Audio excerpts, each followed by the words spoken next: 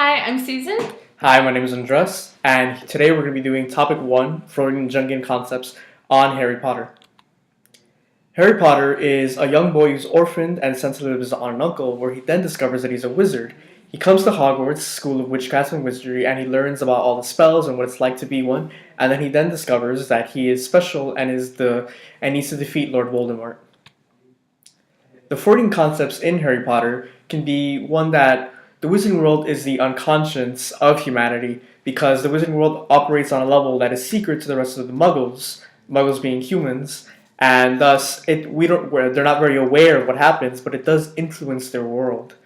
The oral stage, when a lot of the characters come here, there's a lot of emphasis on spell speaking and learning new words and specific pronunciation, so there's a lot of talking going on. As well as in the banquet hall, the food is constantly replenishing and it's unlimited, so you can come in and eat whenever you want. And Ron is always a character that's always eating with his mouth full. In the anal stage, there's many characters who are very uptight and very picky. Filch is the janitor, and all he does is to clean, and he gets very mad when even one hair is out of place. Hermione is very orderly and very efficient. She needs everything to be exactly correct, and she even uses time travel to be able to take 12 classes at once for that micromanagement. For Freud's structured personality, Harry can be considered the id. He's a very rebellious character, and he always wants to go on adventure and do what he wants, despite people telling him that he shouldn't do such things, such as when they tell him not to enter the Forbidden Forest, he still does so anyway. Ron is the superego. He's very cautious and afraid and always aware of the rules being put around him. He's always the first to tell Harry not to do something that might cost him any kind of reprimand, and he is reluctant to go on any adventure that Harry drags him with.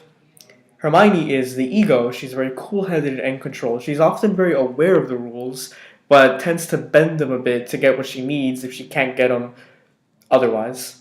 Together, these three characters form a whole personality: the id, the ego, the superego. Some of the Jungian concepts is, again, the Wizarding World is the unconscious of the normal human world. One of the things is when underage wizards have to go to summer from out of school, they can't use any magic, so they have to blend into the Muggle world. So they have to put on their persona of being normal people, even though they are wizards. Harry's reluctance to accept his destiny can be considered his shadow. He doesn't want to be the chosen one, and he definitely doesn't want to reveal any of his connections to Voldemort, such as the ability to speak to snakes. Lupin is another character who has a very dark shadow. He is a werewolf, and he's very ashamed of this and doesn't let anyone know. Harry and Hermione both have a place in the collective unconscious in that they're both raised to be normal humans, and then they discover that they're wizards. They share this common experience despite never knowing each other, and they share the same experience with thousands of other wizards all throughout the world. Some of the archetypes that Jungian has is there's the anima in Lockhart and Quirrell. Lockhart is a character who puts a lot of time into his physical appearance, and he also runs away from anything that could be dangerous. Quirrell is very timid and stutters, and he also faints a lot whenever he sees something scary. The Animus in Umbridge, she's a very commanding and angry character. She even commands respect from people above her level, and she's also sadistic and controlling. Dumbledore is the spiritual father, old man, long flowing white beard. He's very knowledgeable, and he imparts his wisdom upon all the characters. Harry Potter is, of course, the hero. He is the destined one, and he also does many great things throughout his career, such as defeating the Basilisk and winning the Triwizard Tournament.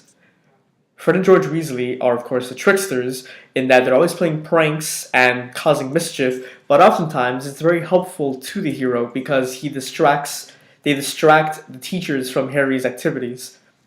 The mandala symbol in Harry Potter can be considered the Deathly Hallows. It is a symbol that the characters use to overcome conflict using its powers of strength, life, and resurrection. The Philosopher's Stone is literally transformation in that it transforms metal into gold and also death into life. In conclusion, both theories of Jung and Freud deal heavily with the unconscious and that the wizard world is dormant underneath humanity.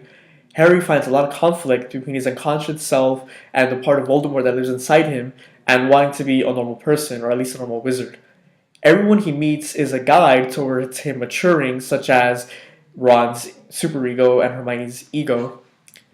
Discovery wizardhood in the Harry Potter universe is equated to puberty in the normal world, in that they both discover it at around the same age, and there's a lot of changes they go through.